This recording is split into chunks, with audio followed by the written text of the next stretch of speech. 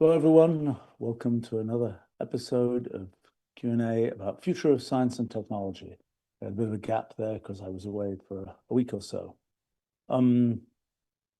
Let's see. We have a few questions here. All right. Somebody's been keeping track of where I've been because they say that they heard I was recently at a quantum biology conference, and they're asking, what is quantum biology? A good question.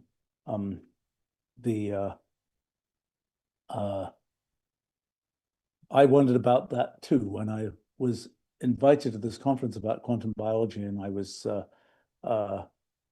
induced to go partly because I was curious about what people might mean by that. Let me try and explain, and it's a little bit confusing. In physics, for example, one thinks about classical physics and one thinks about quantum physics.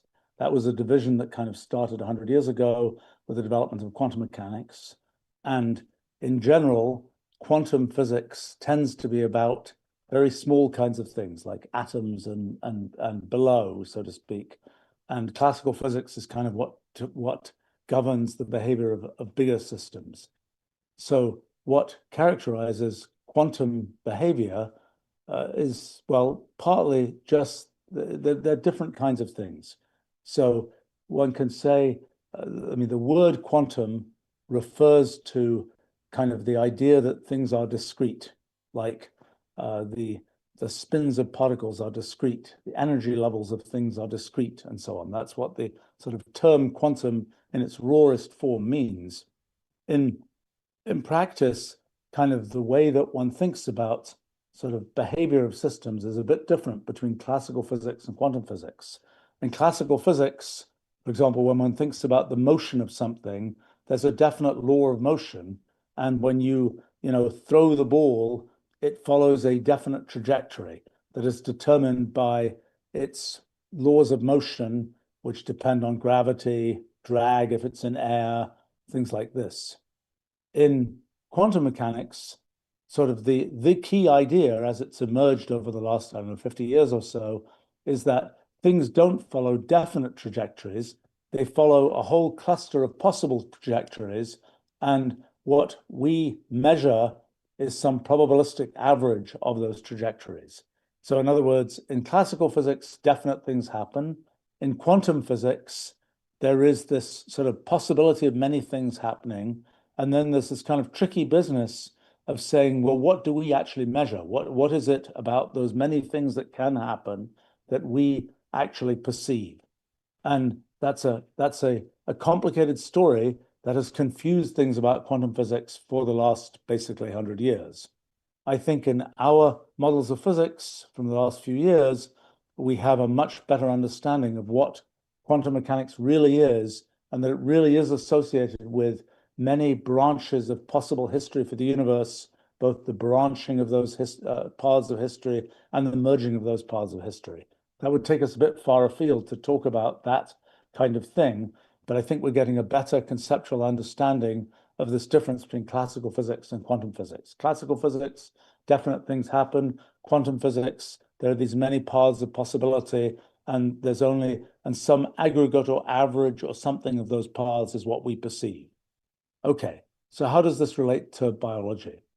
So what one might have thought is that one could say, well, in biology, should we think of definite things as happening, or should we think of sort of the raw material of biology at a molecular scale as having cases where it matters that there are sort of many paths of possibility? Well, let's talk for a moment about chemistry before we get to biology. If we say, what's the structure of a water molecule, let's say, it's an oxygen atom and two hydrogen atoms that are at a certain angle from the oxygen atom. And you kind of have this picture of a water molecule consisting of the oxygen with two bonds coming out of it, and those bonds are attached to hydrogen atoms. And it's kind of a picture where there's a definite water molecule and a definite orientation. And the water molecule, if it's in a microwave oven, the water molecule is kind of spinning around because it's absorbing microwaves and getting lots of energy to spin around from that. Or the water molecule might have might be vibrating with the hydrogens moving backwards and forwards. And that's important in absorbing energy at different from water vapor in the atmosphere and things like this. But the picture is really there are these definite, atoms in definite places with bonds that can be thought of as a bit like springs, and things sort of bounce back and forth that way. That's a very classical picture of a water molecule. Is that a correct picture of a water molecule? Well, for many purposes, it's a quite adequate picture of a water molecule.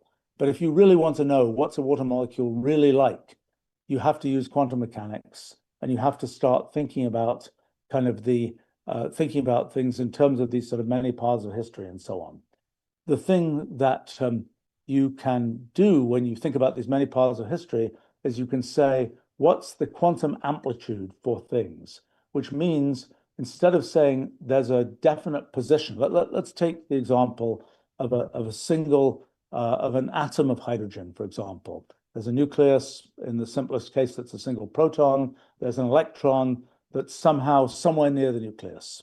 And the sort of very early pictures from more than 100 years ago now were that the electron was sort of orbiting around the nucleus like a little tiny solar system.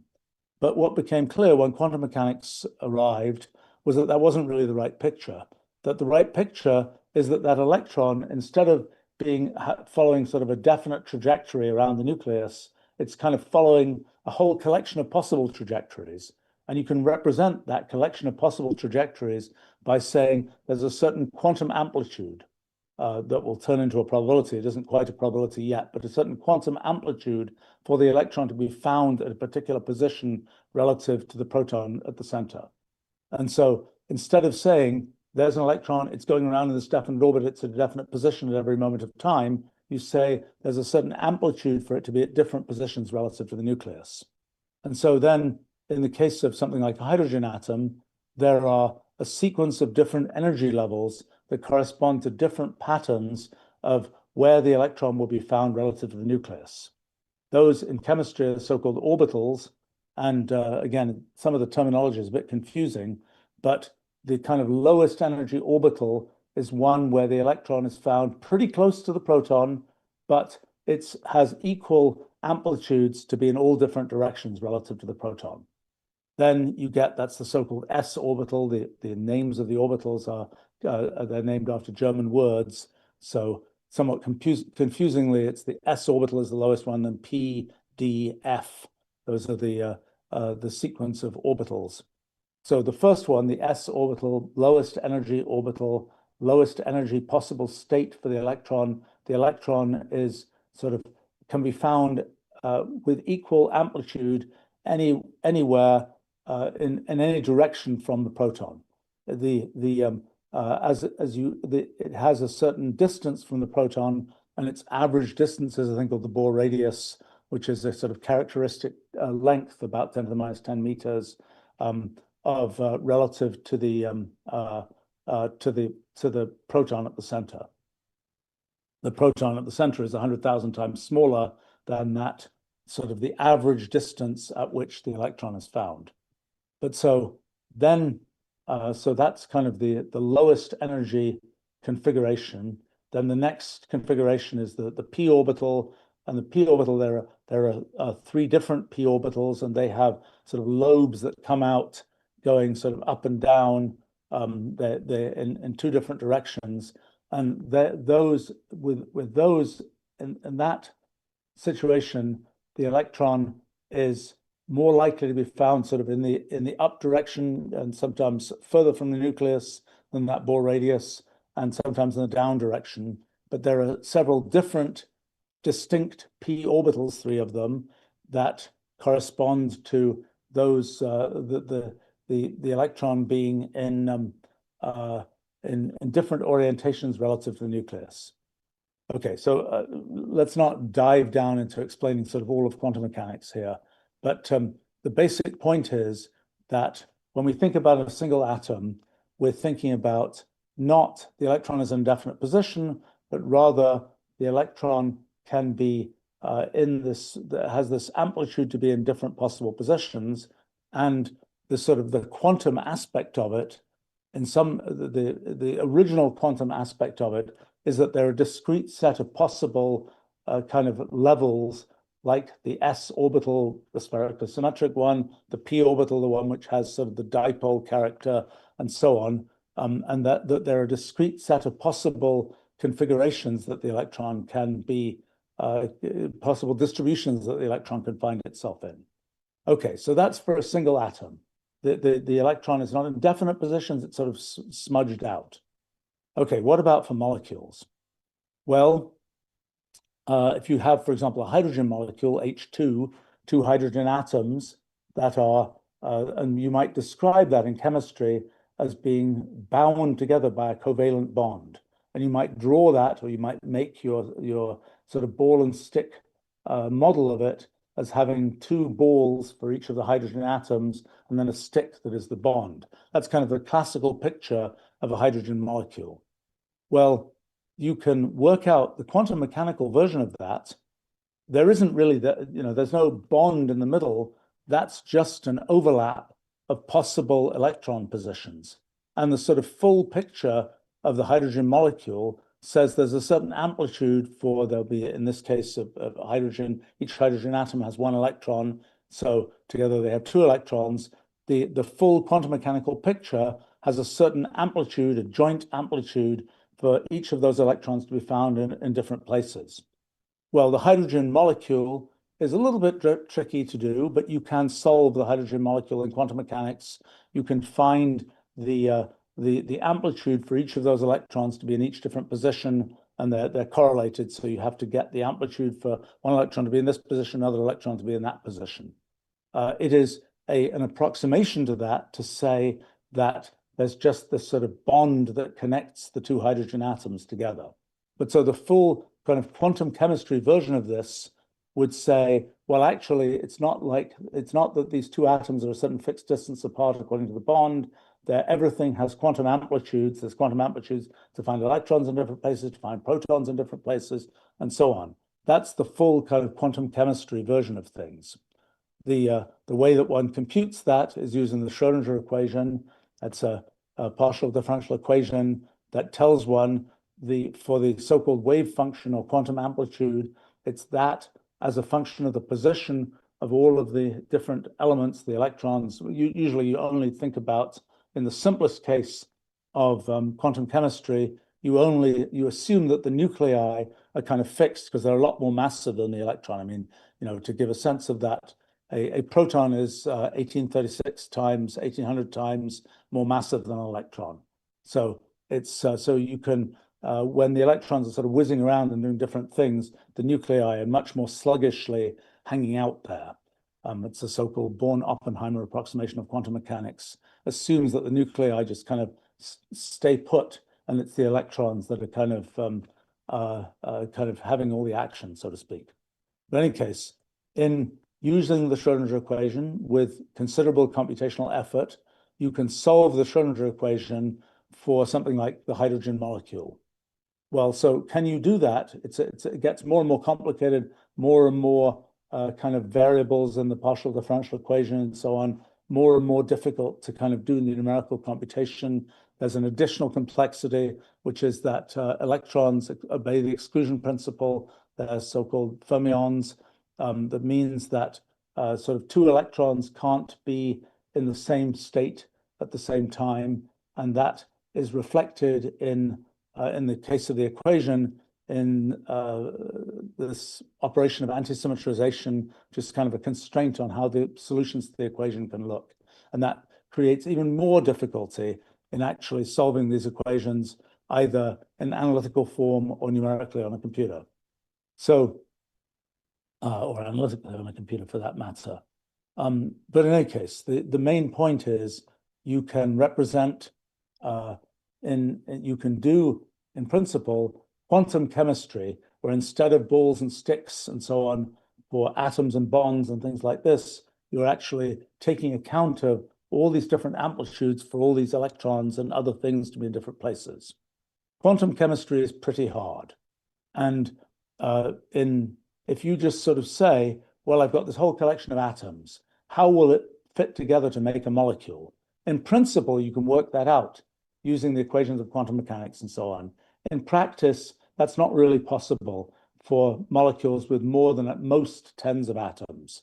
And even at tens of atoms, it's really hard.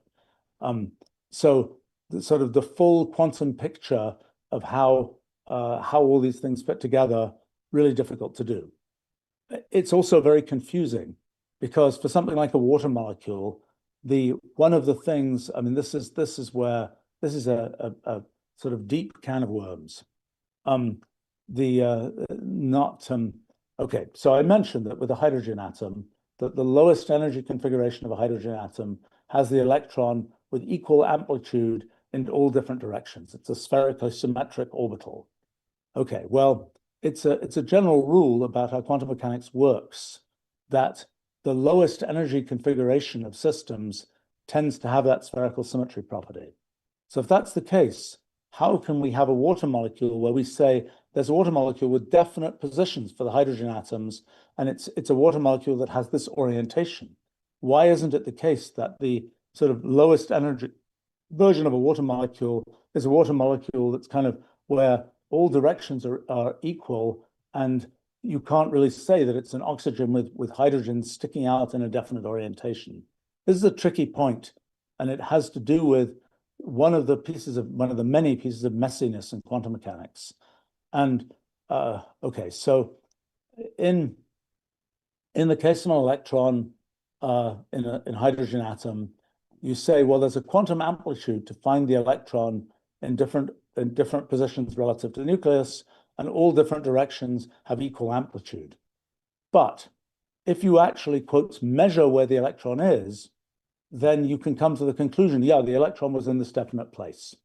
In other words, there's this whole bundle of possible histories of the universe, but as soon as you sort of actually observe something, as you'd say, well, actually, I know it was, in fact, it was in this particular, I picked up this particular history of the universe. The way I think one should think about it is that our sort of the universe has all these different branches of history, and we happen to exist in a particular branch of history, and that's the one which we sample.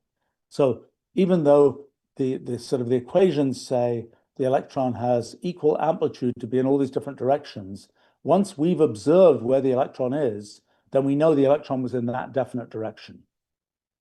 Okay, so, but the confusing thing is that we start off saying, well, it's in all possible directions.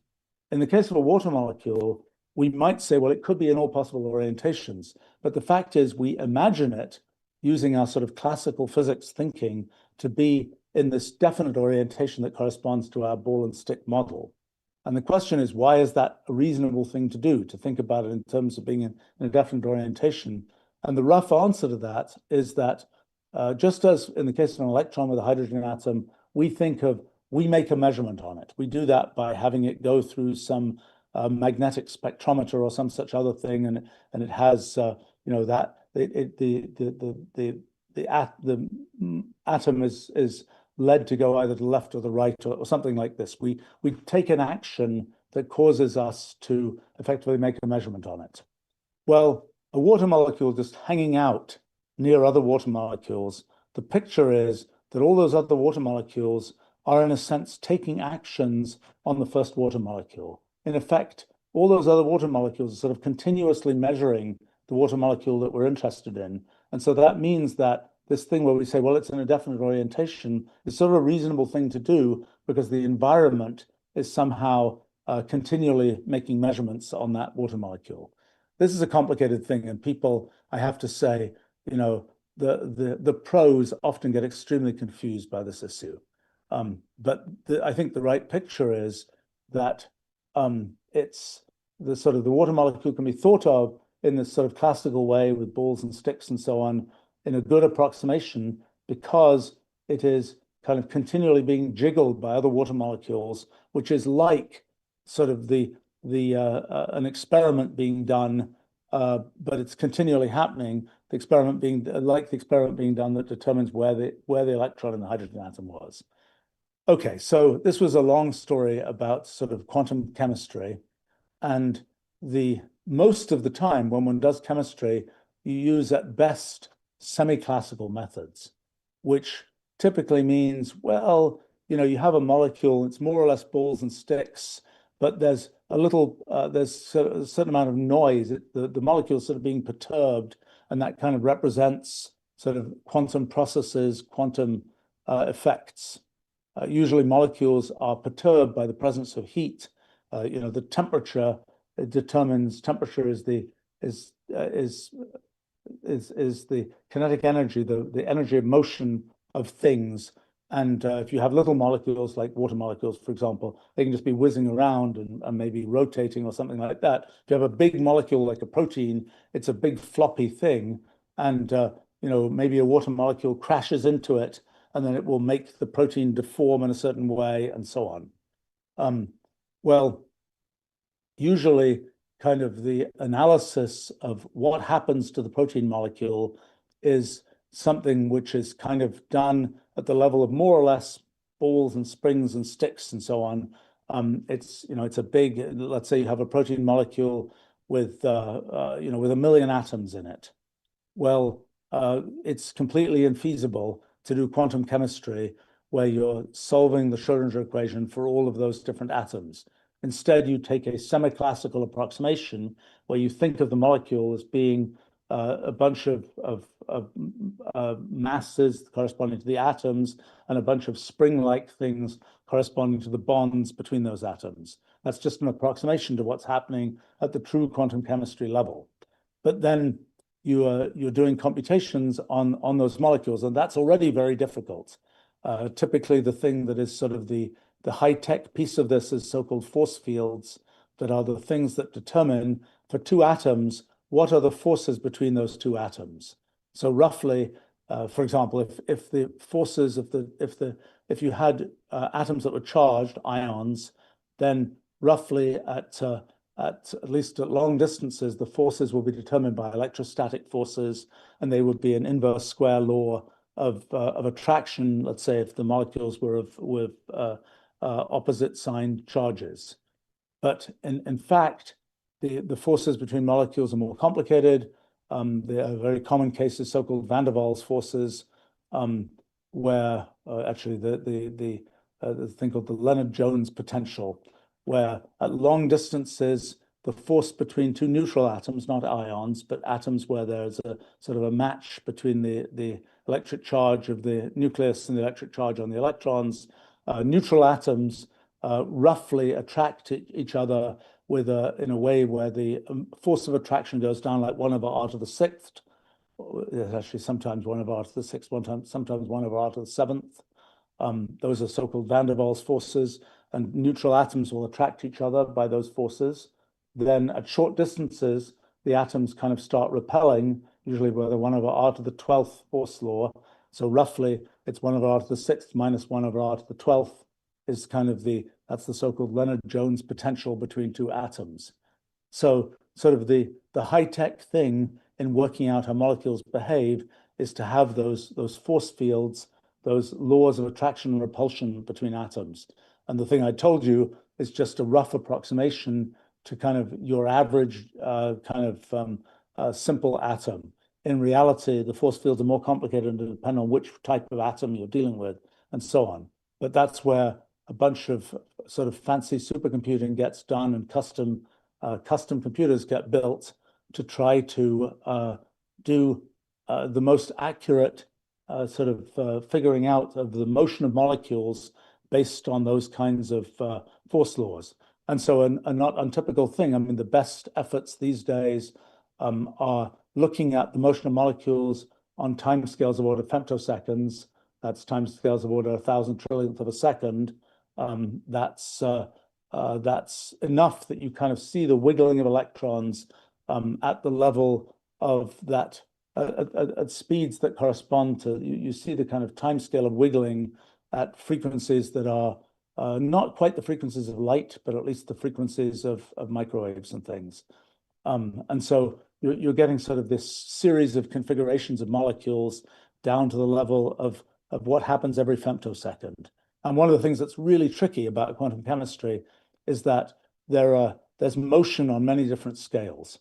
So little places where there are electrons, or little places where there are hydrogen atoms hanging off the backbone of a protein, for example, those hydrogen atoms will wiggle around on timescales of order femtoseconds, but the full big protein might be sort of moving around and sort of moving like a snake or something on timescales of order microseconds or more, which means that there's you have to be able to sort of deal with when you do computations, you have to be able to have, things where you're taking account of effects where there are factors of a million difference between one effect and another effect. So you have to be able to sort of get the things that are at a millionth scale and the things that are at sort of one scale, and you have to be able to take account of all of those things. So it's very hard work. But as I say, most of what's done, you're not even dealing with full quantum mechanics there. You're just dealing with the semi-classical approximation of the motion of molecules and so on. Okay, so what does this all have to do with quantum biology? Well, one thing that you might wonder is, are there in fact quantum effects that truly depend on sort of these many paths of history and all that kind of thing? Are there quantum effects that are somehow important in biology? For individual molecules, there are certain effects, like the delocalization of electrons that happens in rings of molecules where there is a ring of carbon atoms or something like that. There's some sort of trickiness that is a very quantum mechanical phenomenon that depends on all that quantum chemistry stuff, at least in some approximation. Are there things where sort of what happens in biology really depends on what's happening at the level of all of this sort of complicated quantum stuff? Probably the answer to that is most of the time it doesn't matter. Most of the time molecules are flopping around, and you can use this sort of semi-classical approximation where there might be some sort of quantum noise that's kicking things around, some sort of thing that's sort of an injection of randomness that comes from quantum effects, but that most of the time you can just think of the molecule as being like balls and springs and so on, maybe with these fancy force laws if you want to. But so there's sort of a question of, are there effects which really depend on kind of this many paths of history, quantum mechanics kinds of things, or this discrete energy level aspect of quantum mechanics and so on? Are there features of biology that depend on those things? So that's sort of one question. The answer is it's not clear. I mean, my own guess is that most of the time it doesn't matter. But one feature of biology is that, in a sense, biology has an infinite chain of footnotes. When you say it never matters in biology that this, that, or the other, it never matters what the Earth's magnetic field is like, for example, that will not actually be ultimately true. There'll always be some kind of creature that has some weird way of depending on how the Earth's magnetic field works, let's say. So in biology, unlike in physics, where things tend to be rather clear-cut, it's either there is an effect or there isn't an effect. In biology, it's like, well, there usually isn't an effect, but just sometimes there is an effect. So how does this relate to quantum mechanics? Well, there are a few particular phenomena where there are sort of quantum phenomena which seem to be important in biology. So in fact, one I mentioned related to the Earth's magnetic field is that there's a question of, do animals, organisms, folks like us, are we sensitive to this Earth's magnetic field? I mean, if we have a compass that has a magnet, a little tiny magnet suspended somewhere, that magnet will line itself up with the Earth's magnetic field, and you'll be able to tell which way north is, let's say. But the question is there anything in us that does that? Well, we could have little tiny pieces of iron, for example, like little iron filings that would actually move around in response to the Earth's magnetic field, and so that we could have little tiny compasses in some organ in us. That's one possibility. The other possibility is that those tiny compasses could be really, really tiny, because it turns out that atoms and nuclei and electrons and so on, they all act as tiny magnets. And so there's a certain tendency for well, atoms that have high so-called spin, which is essentially some atoms, some nuclei, and some atoms will behave as if they're like little bar magnets that have that can be moved around by a magnetic field, because bar magnets try and align themselves with the magnetic field. And so it is with certain kinds of atoms and nuclei and electrons, for that matter, that there'll be that kind of alignment that happens.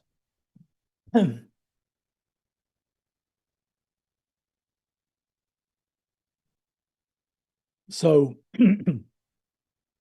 so then one of the possibilities that seems very quantum is that that alignment could be happening at the level of individual atoms. So in particular, there's been a long time claim that in certain organisms, particularly pigeons, that there are atoms that are sort of embedded in cages inside proteins, and where those atoms will tend to move around those atoms have essentially magnetic, like little tiny bar magnets, and they move in response to the Earth's magnetic field. And something about that cage is able to detect what the orientation of the atom is relative to that cage. So that's a claim where sort of a thing that's very quantum mechanical, the spin of an atom, is something that has sort of an effect on biology and that causes pigeons to know which way is north, type thing. So that's one kind of effect. There are other kinds of effects that people have talked about, which I'm not a big believer in, that relate to kind of the features of cells. So cells have lots of little fibers in them, so-called microtubules, and as well as fibrils of various kinds. But microtubules are often on the surface of cells, and they're little. Think of them as little pieces of fiber, and they can move, and they're just made of protein. But there's a question of whether sort of the pattern of what microtubules do depends on quantum mechanics. It's kind of an attempt to say, well, quantum mechanics might affect how brains work, and the medium for that happening would be through these microtubules moving around different ways. I don't happen to believe that this is really an important effect, but in the general principle that there's an infinite number of footnotes in biology, I'm sure there's some effect there. It's just a question of whether the effect is of any significance or not. Okay, so those are some ideas about how kind of sort of traditional quantum mechanics might have effects in biology. But in fact, what people sometimes mean by quantum biology today isn't really any of that. It's really the interaction of things like light with biology. And why does that even make sense to call it quantum biology? Well, it makes sense because if we're thinking about the interaction of light, if we're thinking of light as consisting of a stream of photons, then photons are the quintessential quanta. When we think about something like light, there's different views of light. We can think about it as kind of like a wave, but we can also think about it as a big cascade of photons. And for some purposes, it's much more useful to think of it as a cascade of photons, because like, for example, in our eyes, when light falls on our retina, it's individual molecules, photoreceptor molecules that are proteins, that where an individual photon interacts with that photoreceptor and generates a cascade of electrons inside the photoreceptor, and that's how we register that we saw some light. So it's sensible to think about the light that falls on our eyes as being a stream of photons, rather than just saying, well, it's a wave and it's the aggregate of many photons, because the individual photons can have an individual effect on generating electrons inside the photoreceptor cells in our eyes. So in any case, one sort of meaning of quantum biology is it's really about the effect of things like photons on biology and what's the relationship between sort of individual photons and what happens in biology. So it's clear that photons have an effect on the photoreceptors in our eyes. They're specifically generating this cascade of electrical activity when the right frequency of photon falls on the right photoreceptor in our eyes. So there's questions about, well, where else do photons show up in biology? So one thing people claim is that chemical reactions generate photons, and that you might be able to detect those from different things happening in biology. Well, at some level, okay, boy, we're getting into lots of different things. Let's talk for a second about what heat is. So if you take a block of metal and you heat it up, what is different between the hot block of metal and a cold block of metal? Well, the answer is, in the hot block of metal, the electrons and atoms in the block of metal are moving around much more than a cold block of metal. The heat is associated with the microscopic motion of molecules and atoms and electrons and so on in the material. So that's sort of heat in a material. But there's also radiant heat. There's and that's corresponds to streams of photons. So when you heat something up, it eventually starts to glow. First it glows red hot, then it glows white hot, then it glows blue hot. And what's happening there? Well, what's happening is that from the motions of all those molecules, those molecules are emitting photons as they move around. What's really happening is that in atoms and molecules, there are this sort of, the molecule is in a kind of it gets into this excited state where it has a higher energy. And one way that it can lose that energy, one way it can lose the energy is by crashing into another molecule and just exchanging its energy making its energy, turning its energy, its internal energy, into energy of motion of the other molecule or the molecule itself. But another thing that can happen is that energy can be emitted as a photon. And so when it's by the time something is red hot, it's emitting visible light photons. If it isn't quite red hot yet, it still will emit photons that are slightly lower energy than the ones that are perceived by us as red. Those lower energy photons are infrared photons. So when things are at all hot, they're emitting infrared photons. So when a thing that's hot has motion of molecules inside it and is also radiating photons that are the frequency of the photons depends on how hot the thing is. But if the thing isn't very hot, if it's like, only I don't know, 100 degrees centigrade or something, it won't glow. It will just emit infrared photons of a certain frequency. And as you increase the temperature, the typical frequency of the photons will increase, going from, for example, when it gets into visible range, red to, well, white is sort of a combination because the distribution of frequencies of photons is quite broad. It's the so-called Planck distribution and or black body distribution. And things are never green hot because it's never the case that you're only generating photons that are in the kind of green band of frequencies. Instead, by the time you would be green hot, you also have a certain amount of red hotness and blue hotness. And so the combination of those things makes it seem like the thing is white hot. But in any case, so you're always emitting infrared photons whenever something is hot. Okay, so what does this mean for biology? Well, in biology, there are lots of chemical reactions that happen, including ones that produce heat. If we humans are regulating our temperature and keeping ourselves at, if you're in the sort of US 98.6 degrees Fahrenheit or whatever, if we're maintaining that temperature, mostly our liver has chemical reactions going on that produce heat that can maintain that temperature. But so it is routine for us in biology to have chemical reactions happening that produce heat. So we're producing infrared photons that way. But the question is, for example, one question is, are there other kinds of processes in biology that aren't sort of obviously just generating heat, but are somehow occasionally generating visible light photons, for example.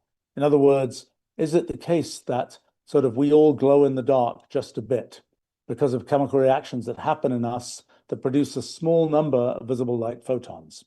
So there are claims that that's the case. Probably, as I say, there's always more footnotes in biology, there probably are some visible light photons that get produced. Just to give you a sense of why something like that might happen, one of the more bizarre phenomena is if you break something, like if you have a piece of, I don't know, a pencil or something, you snap it in two. Okay, well, it makes a noise as you snap it in two, but as you snap it in two, it actually generates some okay, what's happening when you snap it in two? Well, you're breaking a bunch of bonds between different atoms and molecules and so on. And in fact, when you break something, some of what gets broken are actual bonds inside molecules and so on. And there's a fair amount of energy associated with those bonds. And when you break them, that energy is released. And so when you break something, there will be a tiny rate of production of visible light, even X-rays, as certain chemical bonds get broken, because you took, I mean, even though the chemical bonds are quite strong, they're not strong relative to the amount of force that you're putting onto the pencil to break it.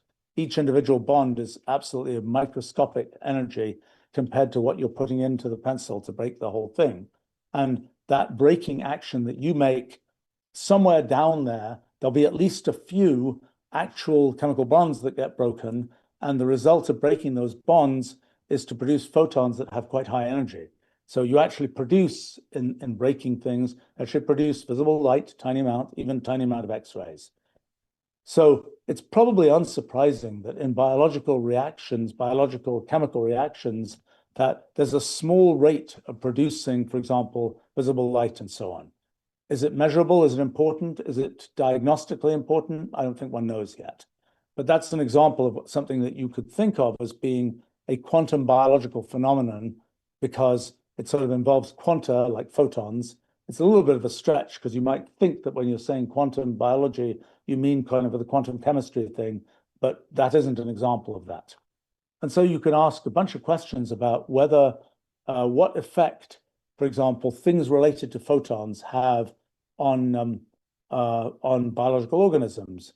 You know, how much does light, how much effect does light have on things?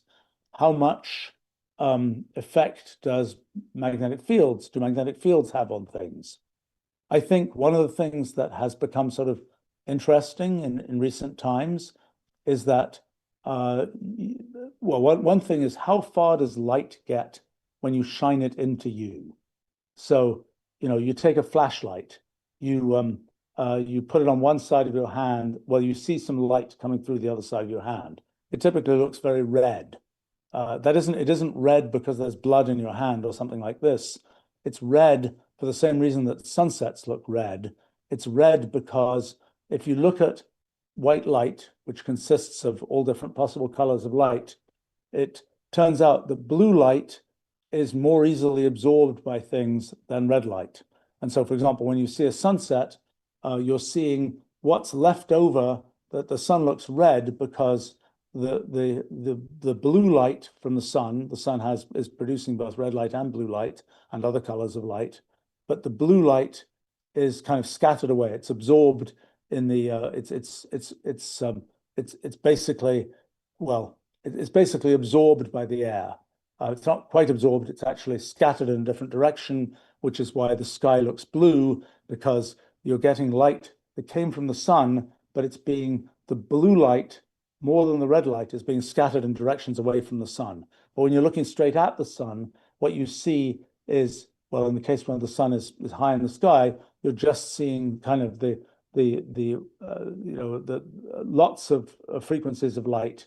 When the sun is kind of close to the horizon, you're seeing it through a bigger column of air, and so what happens is more of the blue light is removed, and so the red light is left over. It's basically the same phenomenon when you have a flashlight shining through your hand, that what gets left over is the red light. So there's a question of how, if you have intense light, how deep does it get when you shine it into you? And so one of the things that's pretty clear is that yes, you can sort of shine light through the, if you shine a little bit of light will get through your skull and get into your brain and so on. And does that have an effect? Well, I don't think one really knows. There is, even things like the pituitary gland that sits in the middle of the brain. It's known that has a lot to do with how your circadian rhythm is set. It secretes chemicals depending on whether you're, in sunlight or not. Is there a direct effect of actual light that, falls on your head, so to speak, a little bit of it getting into the pituitary gland and having an effect on how it produces chemicals? I don't think one knows at this point. But another example of sort of a quantum biological phenomenon, at least you could call it that, is the effect of light direct effect of light on biological tissue. There's also the question of whether magnetic fields have an effect on biological tissue. If you go get an MRI, there's a strong magnetic field that's used to actually, it makes use of the fact that there is that hydrogen atoms can get sort of lined up in the direction of the magnetic field, or if you have contrast agents like gadolinium happens to be something where the nucleus of gadolinium is something which has a high spin, and so it has a sort of high magnetic moment. It tends to line up with magnetic fields. But in any case, the way that MRI works, it relies on having a high magnetic field.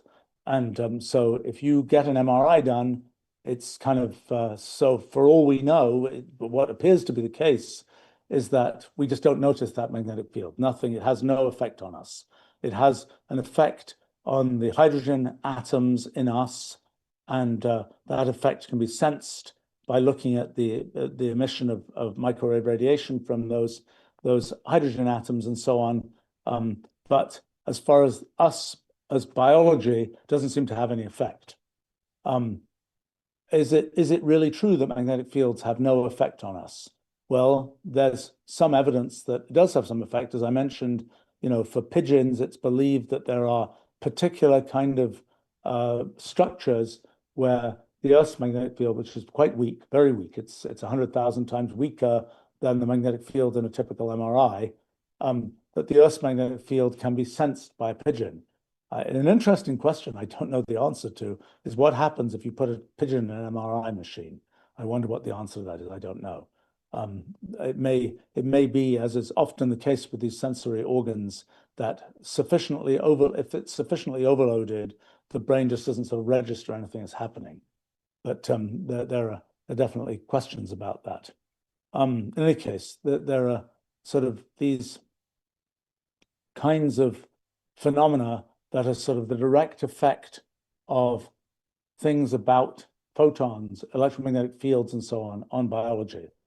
I mean, there are claims that that there are all kinds of different things related to electrical and magnetic phenomena affecting biology. I mean, you can ask, if you use a small electric current, does that small electric current have a substantial effect? You can certainly, if you have a larger electric current, you can have effect on muscles. You can, that electric current will make muscles contract, things like this. But will a small electric current have an effect? Will it sort of reset certain things that happen in the reactions that are going on, or something, or some feature of how the cells in you are set up? There's like I say, everything in biology has footnotes, and so there's surely some effect. How big the effect is it an effect that's important for medical purposes? I don't think one knows. I mean, there are a lot of funky things. I mean, one feature of biological organisms is, you think of them as having separated pieces. You've got the brain that's separate from the gut, that's separate from muscles, and so on. But in the end, there are sort of effects that go between all these things. So one of the things that's emerged in recent years is the kind of the gut-brain axis, it's usually called, where features of the microbiome, the population of microorganisms in your gut that sort of are involved in the digestion of food and so on, those that the state of your microbiome can have an effect on your brain, can have an effect on it, it can have an effect on your brain. And that's sort of surprising until you realize that there are nerves that go both from the brain to the gut and from the gut to the brain. And exactly how those things work is still quite unclear, but that there is a connection seems to be the case. And another one of those connections is between the immune system and the brain. You might have thought your immune system making antibodies, having T cells going and attacking things and so on, perhaps having autoimmunity where you're attacking your own cells and so on, that all those things were just features of the cells in the immune system and that there was no brain control to all those things. But it's becoming clear that there are ways in which at least nerves are connected to things in the immune system. There are connections between sort of the brain and the immune system. Now, can there be connections to what you kind of consciously think and the immune system? Quite possibly. I mean, once there's a connection between the brain and the immune system, it's there's a kind of very fuzzy line between what you consciously think and all the things that are going on in your mind, in your brain. So, but it's all very subtle because they're often very small effects where in principle you can measure some effect, but does it matter or does it not matter? I mean, at some level, everything matters. I mean, if you eat one piece of chocolate versus one piece of fruit or something, that will matter to some microorganisms in your gut. Probably 10,000 microorganisms are affected by that one piece of chocolate versus that one piece of fruit.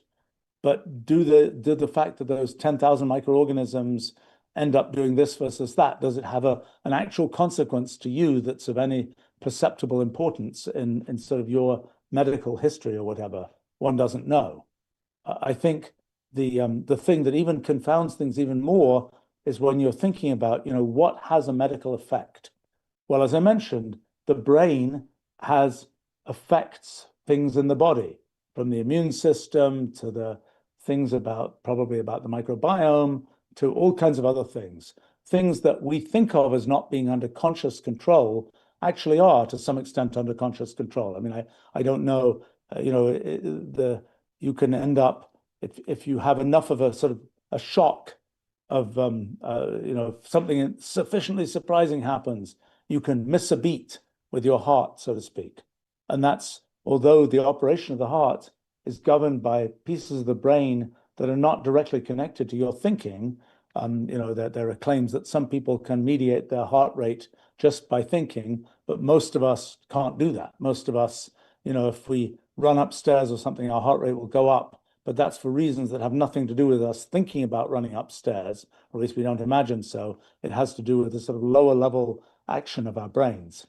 So in any case, the idea that the brain can have an effect on things which we usually think of as just humming along without sort of conscious brain control is something that undoubtedly is the case. I mean, take breathing, for example. Most of the time, we don't think about our breathing. But if we put effort into it, we can think about it and we can hold our breath or do whatever else. But most of the time, it's kind of an autopilot. And things like our heart really are much more on autopilot, and it takes much more. And I don't think most people don't know how to, by sort of consciously concentrating, change what happens with their hearts, even though they can change what happens with their breathing. So, the question is then, so there's an effect of what you think on other things in your body. And then that leads to all kinds of difficult sort of confounding features when you try and do medical experiments. So one feature is the placebo effect, where if people are convinced enough that something is going to make them better, it's that through mechanisms that aren't really very, very well understood, that can mean that their brain is sort of sending the signal, hey, this should make me better. And so maybe it's affecting the gut, maybe it's affecting something about some muscles or something like this. And by golly, it makes you better, even though the actual, if you were doing a clinical trial of a drug and you get the placebo, that means you get something which is supposedly inert rather than getting the active drug. And so, but even the placebo, from the idea that you're getting this thing, you don't know whether it's a drug or the placebo, that idea can make you better, so to speak, without any actual sort of medical molecular thing kind of happening. So I have to say it's a funny thing. You know, I was at this conference, I listened to a few presentations, and some of them were very, you know, there's this tiny effect and we only see it sometimes, and you have to be in exactly the right place, and it matters whether it's this practitioner or that practitioner that's doing the thing, and so on. And you know, I'm thinking to myself, if this was kind of shamanistic medicine, kind of the witch doctoring and so on, would the presentation really sound much different? But then you realize that there's this complicated mixture of kind of what you think is going on versus what is molecularly going on, and so on. And so it's very hard to disentangle those effects. And particularly in lots of kinds of medical things, sort of the ultimate effect is quite small, though it may have a big effect on you. You know, you have a little bit of a, I don't know, you have, you know, your toe is hurting, and so the result of that is that you limp slightly, and then the result of you limping slightly is that you kind of cause, you know, your back to get thrown out in some ways. So the small effect can turn into a big effect, and so you know, just a little bit of a sort of tweaking of whether you are believing in something, not believing in something, whether there's a molecular effect or not, can end up sort of spiraling out to something that is a notable effect. All right, that was a super long answer to that question about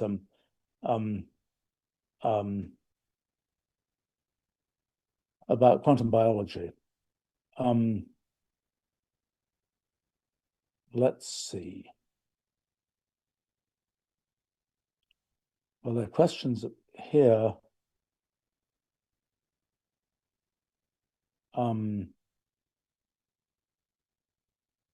Gosh.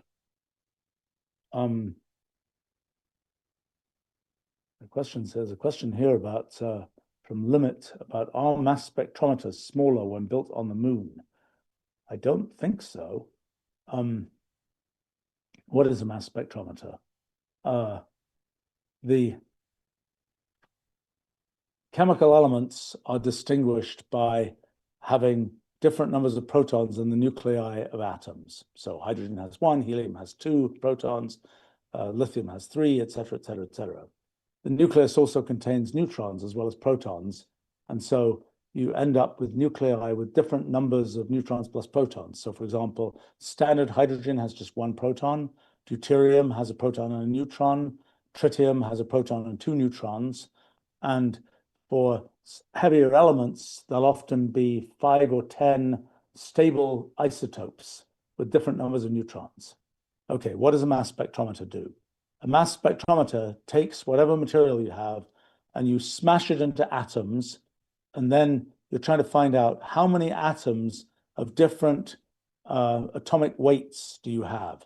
So for example, you would have some number of hydrogen atoms with one proton and no neutrons, some number of hydrogen atoms with a proton and 1 neutron, et cetera, et cetera, et cetera. Some number of, I don't know, carbon atoms with 6 protons and 6 neutrons, that's carbon 12. Some number with 6 protons and 7 neutrons, and so on. So a mass spectrometer lets you measure how many of each type of isotope you have. And the way they typically work is you've got all these particles, or you sort of shatter your material, your sample, into its individual atoms. You turn it, you break apart all the chemical bonds, you just get the atoms. And then a typical thing that you do is you accelerate the atoms by using an electric field, accelerate the nuclei by using an electric field. And they, depending on the mass, they will be differently deflected by a magnetic field, because they're going with a certain momentum, let's say, and then they're depending on their mass, a given magnetic field will deflect them more or less. So that's how a mass spectrometer works. I don't think there's any effect of gravity on a mass spectrometer. They're very subtle effects to do with atomic beams kind of falling under gravity, but that's a very subtle effect beyond the level of what you're dealing with in a mass spectrometer. Let's see.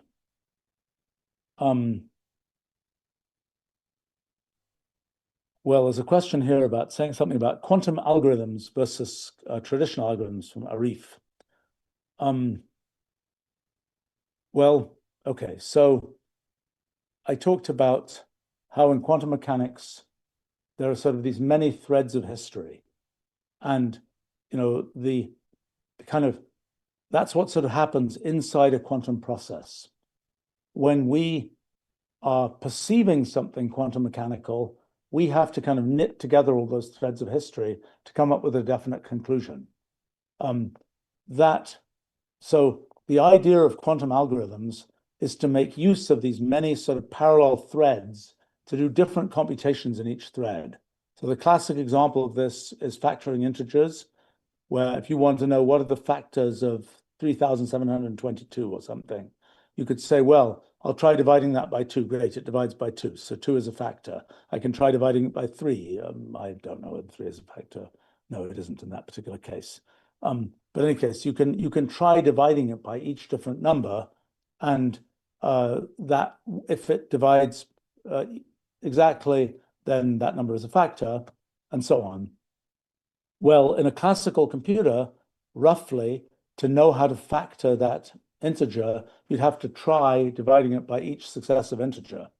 And but now in a quantum, if you said, well, I'm going to use all those threads of quantum mechanics separately, you could have one thread is dividing by 2, one thread is dividing by 3, another thread is dividing by 5, 7, all the primes and so on. And you could run all those threads in parallel. So there's an algorithm invented in the early 90s by a chap called Peter Shaw that kind of tries to do that, tries to say we're going to use all those parallel threads in quantum mechanics to do all those divisions all in parallel. And then at the end, if a division worked, we'll be able to sort of detect that when we bring all these things together. It's not completely obvious how easy it is to do that detection. My own feeling is this is really one of these things that ultimately won't work. And you kind of see that in the practical quantum computers people are making. There are all kinds of issues, but the idea is you use those parallel threads. The problem is if we could perceive those parallel threads on their own, then all well and good, but we can't. We can only perceive sort of the aggregate effect of those parallel threads. And in extracting that aggregate effect, we have to kind of put a bunch of computational effort in to kind of knit those threads together to get to a definite result. In a sense, if our thinking was truly quantum mechanical, we would sort of see those threads separately, and we would be able to kind of sense what's happening inside the quantum computer. But as it is, we have to kind of classicalize what happens. And that, I think, is something that's actually very difficult and probably gives you no ultimate advantage by the fact that there are sort of all these threads in the middle. But there are a very limited number of algorithms that are known to be sort of doable, even in principle, with the standard sort of mathematical models of quantum mechanics. One of them is factoring integers. Another is doing various kinds of searches over databases. And that's kind of the main, that's pretty much it. I mean, and so people, the factoring integers one is potentially important, even though I don't think it's ever going to work. But if it did work, it would be important because a lot of cryptography is based on factoring integers. So in fact, public key cryptography that's used used for lots of kinds of all of us every day have used public key cryptography a zillion times, certainly probably hundreds to thousands of times. in the way that websites secure themselves relative to your browser, in the way that things happen with passwords, all that kind of thing.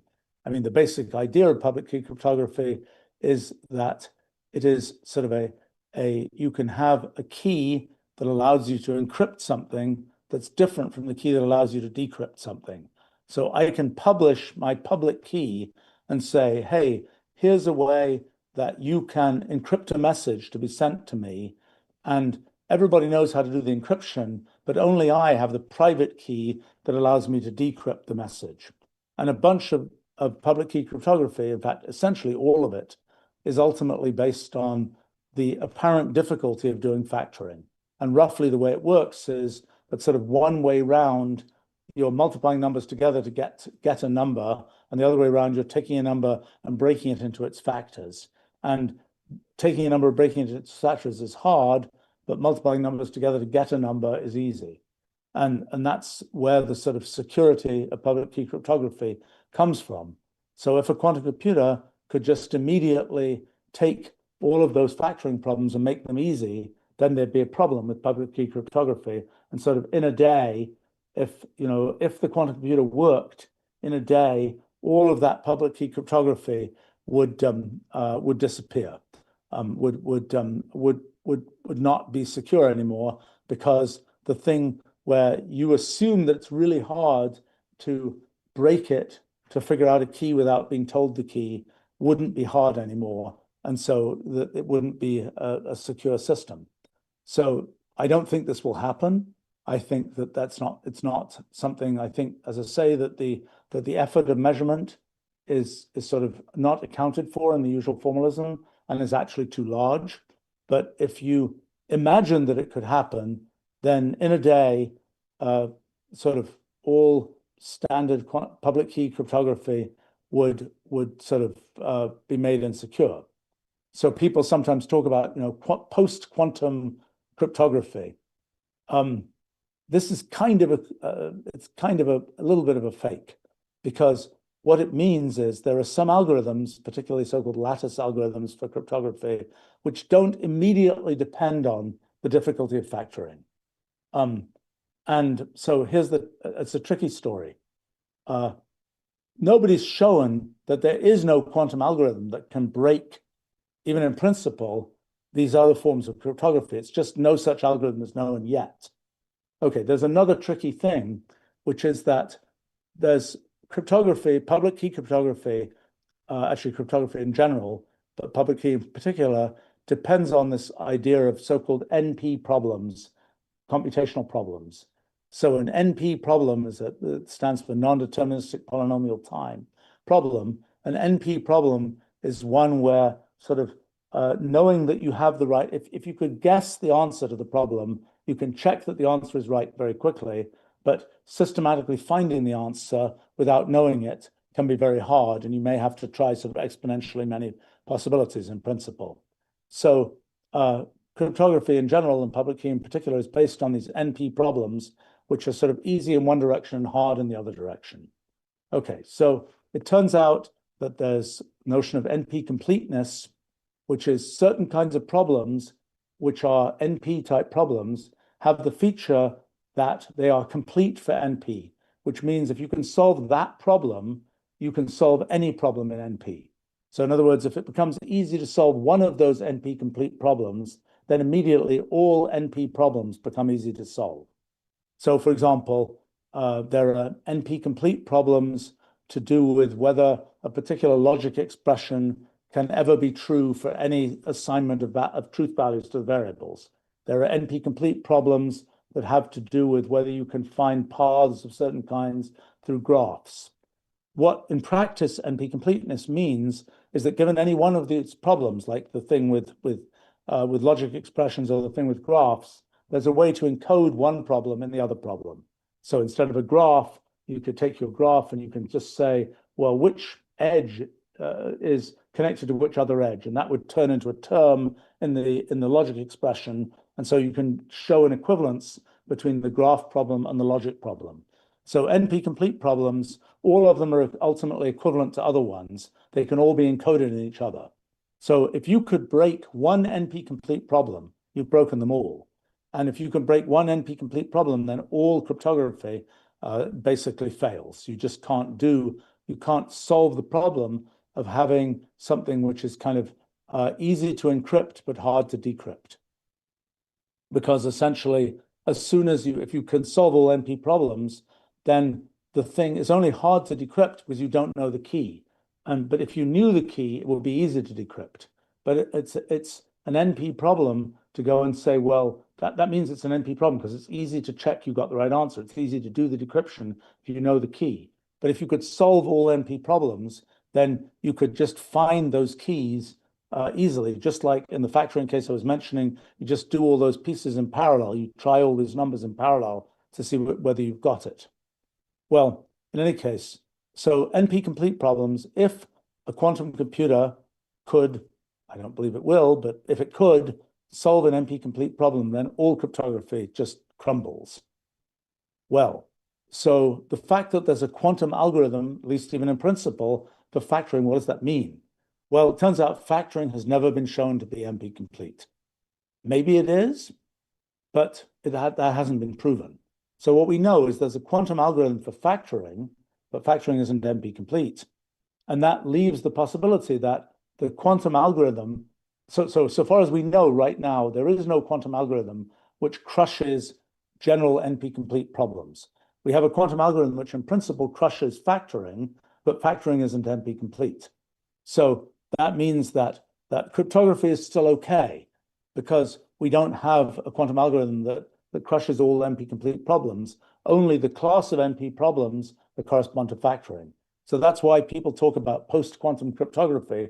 They say NP-completeness is going to be okay. There isn't going to be a quantum algorithm for doing NP-completeness, but there might be a quantum algorithm, they say, for doing factoring. And so you've got to avoid all cryptography that involves factoring. I have to say, the cynical tech industry person that I am sort of says, well, it's kind of like there's an immense amount of infrastructure that's based on factoring type cryptography. And it's like somebody's going to make a good living just replacing all that infrastructure with a different type of cryptography.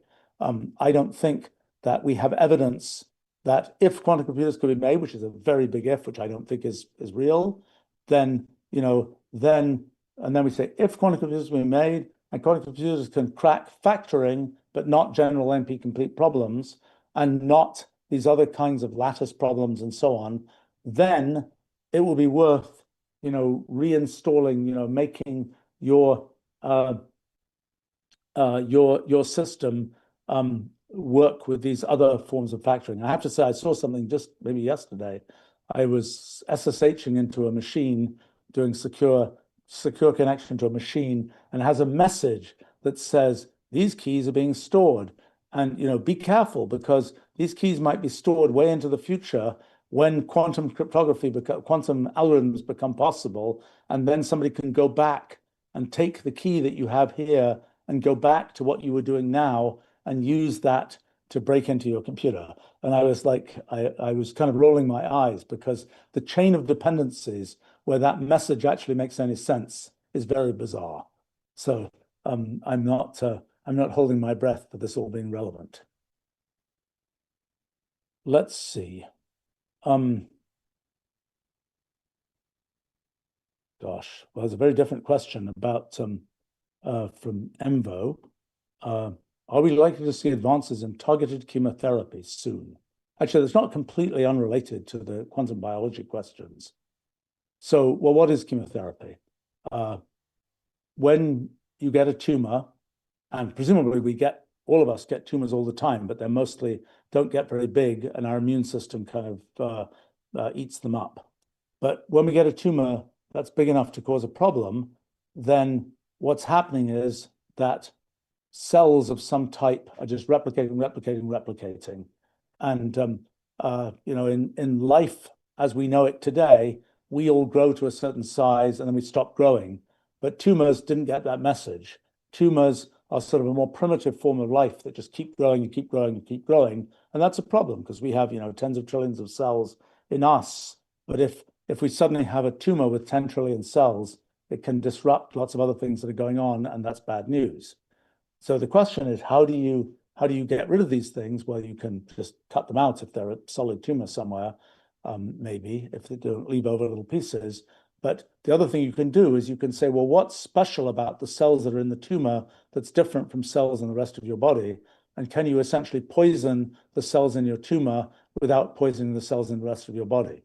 So chemotherapy, the idea is that you use some attribute of the cells in the tumor to you give a drug that or a chemical that will have an effect on the cells in the tumor, but not other effects on other cells in your body. So sometimes you just use the fact that tumor cells replicate more often than most other cells in your body, and you just zap all cells that replicate.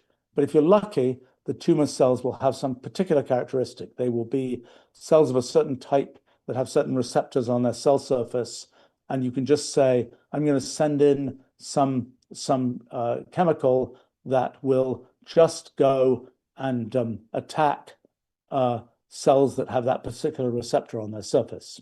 The thing that gets really tricky with tumors is that the cells in them evolve because they're all replicating all the time, and natural selection operates.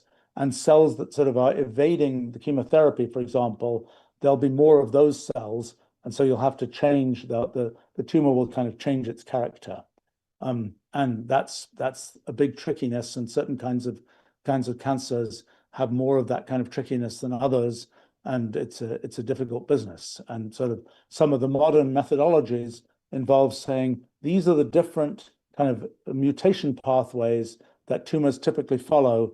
Let's stop them before they get to that particular mutation, because while the thing is still small and there's only a few cells of that type, you have a much better chance to stop it than if it gets to be lots of cells of that type.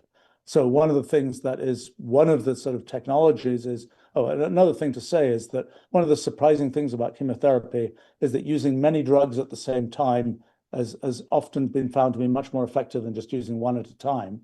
And that's probably because there are different types of cells in the tumor, and you have to zap all of them, so to speak. And in some cases, it's like there'll be mutations that lead to other ones. And if you're already ready to prevent that mutation path, then you can prevent that happening. But there are many things that it's a very complicated subject. I mean, there are many things. Tumors have a habit of pulling more blood vessels into them, and so you can do things based on that. Another thing you can do is you can start saying, let's try and do things to make it easier to deliver a target to the tumor. There are some things with little magnetic things where you put little nanoparticles that are magnetic in, and you use a magnetic field to lead those nanoparticles to the tumor. And then when they get to the tumor, they kind of, they blow up and try and poison the tumor. You can do, there's just all kinds of different approaches. Another approach, immunotherapy, has to do with getting the immune system to do what it probably normally does and just go attack the tumor. It doesn't tend to attack the tumor because the markers of whether the cells are cells from you or cells from or some antigen, some external cells, the tumor has kind of faked itself as being your own cells, but it still has differences from your cells, and the immune system and your antibodies and T cells and so on can potentially detect those differences. And if you try and give sort of a more intense collection of if you try and sort of stimulate the immune system to produce more cells that are targeted to the differences that exist in the tumor cells, then the immune system can be more effective. In the same way that if you're infected with some kind of virus, the immune system amplifies the types of cells that will be the right ones to bind to the markers of the virus and get rid of that virus. So the same thing can be done for tumor cells, and that's one of the big sort of things. That was what mRNA vaccines were originally developed for before they got used for things like COVID. The idea was to still is to have kind of a to be able to make a custom, basically custom antibodies that will go and attack your particular tumor. There's a long list of these things. There's a so-called CAR T therapy that's what does that stand for? Chimeric antigen, no, chimeric. The T stands for T cell. So this is using sort of custom-made T cells. T cells are part of the immune system. T cells actually go and directly attack other cells. Antibodies just label cells to be attacked by T cells. But T cells just directly go and attack cells. And the idea is to put in T cells that will directly attack tumor cells.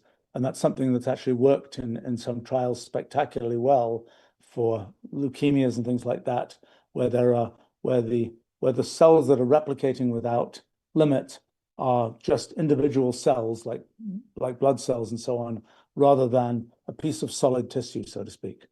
But anyway, there's a lot of I would say there's a lot of motion in terms of new approaches to chemotherapy, whether that's understanding better sort of the mutation paths of tumor cells, whether that's these sort of targeted sort of immune system approaches, or even these physical things like leading sort of drugs to the tumor with by magnetic means and things like this,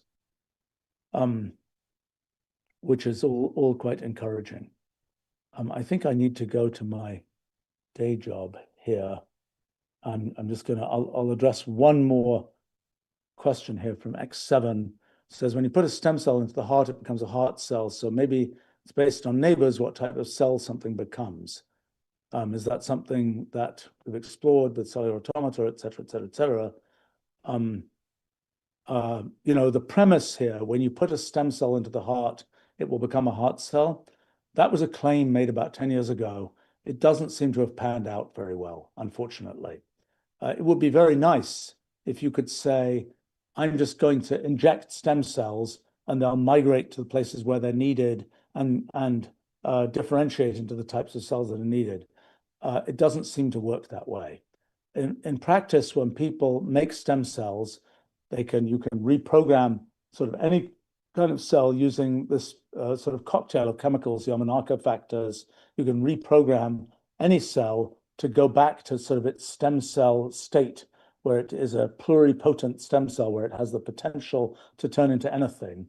But then there are particular protocols known to turn a stem cell into different kinds of cells. So for example, there are protocols known to do this for a day, that for a day, another thing, this nutrient, that condition, and so on.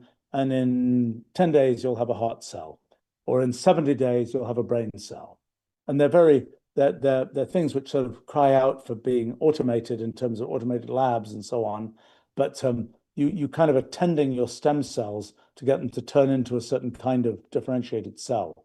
It doesn't seem to be the case that there's a kind of one-shot thing where you just stick it in, inject it, and it'll just go to the right place and by virtue of its environment, become the right kind of cell. Instead, it seems like it needs this very elaborate sequence of steps that maybe reproduce the sequence of steps in the, you know, they're sort of rough approximations of the sequence of steps in the embryo that lead to that differentiation of cells. And it's sort of an interesting question whether you can find, you know, with some fancy machine learning method or some such other thing, where you can find sort of the minimal sequence of pokes that you need to make to a cell, to a stem cell, to get it to turn into a cell of a particular kind. You know, there are maybe a couple of thousand types of cells that we know of in humans to get it to turn into each one of those cells. It will be very useful to know what's the minimal set of sort of chemical treatments that you need to give to make a stem cell turn into each of those different kinds of cells. It's been a challenging thing. I mean, a famous kind are pancreatic beta cells that produce insulin, which I think need 12 in the embryo. I think they have 12 steps of kind of differentiation from one kind of cell to another, and so on. And there's a procedure that's known, I don't know how long it takes, 30 days, maybe something like that, to produce beta cells from stem cells. It's I think this whole question about can you just inject cells and have them do the right thing? The only case that's very popular right now is mitochondria. Mitochondria are sort of individual organelles inside cells.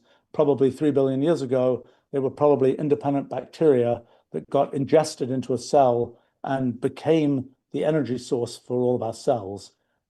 They actually have a lot of symbiotic behavior relative to cells because the proteins that are used in mitochondria, some of them are generated from nuclear DNA, from the DNA of the actual host cell. They aren't, but the mitochondria divide separately when cells divide, and any given cell has lots of mitochondria in it. A fairly recent discovery is that mitochondria can migrate from one cell to another. So constantly in your bloodstream, there are lots of mitochondria that are flowing from places where you need less energy to places where you need more energy. And so it's something, this is a surprising thing, but on timescales of, I think, minutes, mitochondria can be moving from sort of one type of cell in your body to another type of cell in your body. Again, how important is the effect? It seems to be an important effect, but it's like one of these things where there's an infinite chain of footnotes and there'll be some version of that effect. How important it is hard to tell.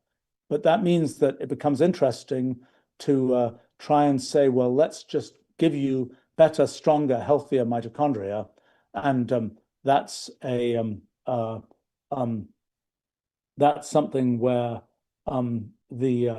there are efforts underway to basically take mitochondria, like your mitochondria, and if you're an old person, many of your mitochondria don't work so well anymore.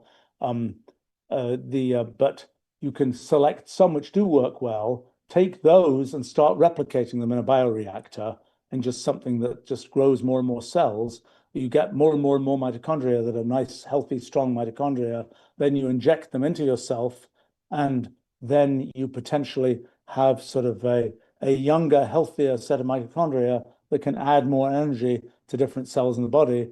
This may be a big deal. This may be a kind of an elixir of youth or something. It's looking somewhat promising that this will be that way. Now, of course, in biology, there are always footnotes, and it could very well be the case that, if it's an old you and you inject all these fresh young mitochondria, they're making you, try and do things that are like very high energy. It's like, okay, now we've got all these mitochondria. You feel like you can, jump high up. But actually, there are other aspects of you, like your connective tissue or something, that isn't really up to the jump high. And so you land and you scrunch your ankle or something like this. So it's not obvious that just adding sort of more energy from your mitochondria is going to be of systemic value. But in any case, it's one of the sort of coming attractions of kind of medical possibility. I will say that I think I haven't really seen a plot, but it would be an interesting one to see. Coming back to the chemotherapy question, of sort of there've been a progression of types of tumors where more is known about what kind of chemotherapy can be used. It helps a lot when you can sequence a tumor, find its genetic sequence, because ultimately what happens in tumors is that presumably is, and I say presumably because there's still some uncertainty about this, certainly an effect in tumors is that their genetics is different from your genetics, and it's often quite messed up. But whether that's the cause or the effect is not completely clear. Probably it's the cause. And that means that if you want to know sort of what's the evolution of this tumor, what is it like, what will it respond to, what will it be attacked by, getting these genetic sequences for the tumor and seeing how they differ from the genetic sequences for you is an important thing. And that's something where there's more and more technology available for that, and more different possibilities for, how to attack different kinds of tumors based on that information. So I'm whether sort of the cure for cancer will be, at this point, many kinds of tumors are quite manageable. And the problem is always that the tumor sort of metastasizes, moves to other places in the body, and changes the types of cells that are in it, so that whatever it is that you were using in chemotherapy or something to sort of push down that tumor, there's now a new type of cell that isn't affected by that chemotherapy and that can cause trouble. But I haven't seen a plot, and I'm sure somebody's made one, of kind of, if you look at all the different types of tumors that are known, all the different cell types that can lead to tumors and so on, over the course of years, how many of them do we now know pretty good chemotherapy agents for? And I know it's an increasing number, but I don't know what the what the chart looks like and how close we are to done, so to speak. But that's something to look forward to, I guess. All right. Well, you've asked a bunch more questions here, which I'm very inclined to try to answer, but I can't do it right now. So we'll have to wait for another time. But thanks for asking lots of interesting questions, and bye for now.